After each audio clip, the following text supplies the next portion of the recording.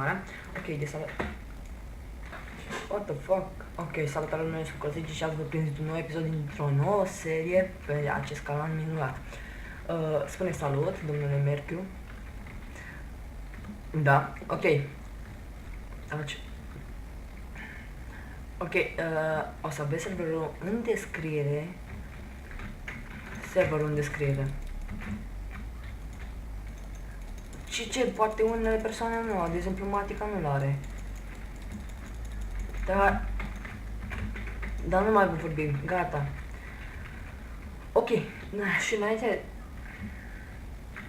Da, și ca început vreau să vă mulțumesc pentru suma minunată de 7 like-uri. Tu taci când vorbesc eu. Minte. Și nu mai vorbi tu. Nu mai vorbi. Taci. Îți dau voie să vorbești. Da, taci. Da, te zic eu când să vorbești. Nu. Ăștia fac timp.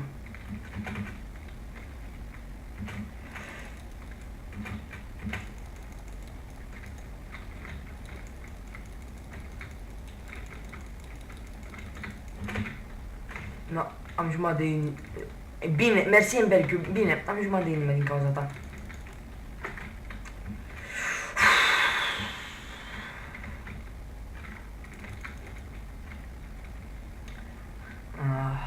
Contează.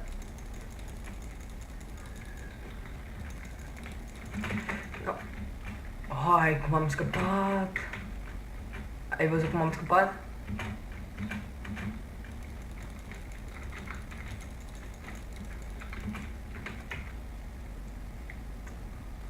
El a intrat. Nu, nu, what the fuck, ce baș mi-a dat?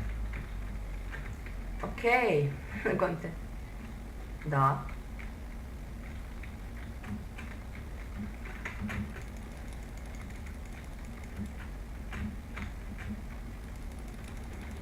Nu! Ok. Trebuie să scăpăm de Enderman, că s-a dat mult damage cu blocurile. Ok. Sorry man, sorry. Nu ciutează, nu mai fac chestii de-astea. Sper să mă aud ok. A bătut. Gigi. Yeah. A jucat foarte bine, well played. Și M8, domnule Emberchiu, nu se zice me too, mate.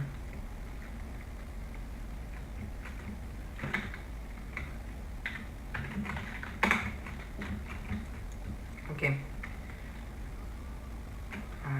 Bine. Ok, mai jucăm o rundă și cam atunci o să se încheie acest episod minunat. Dar Marica nu s-a jucat.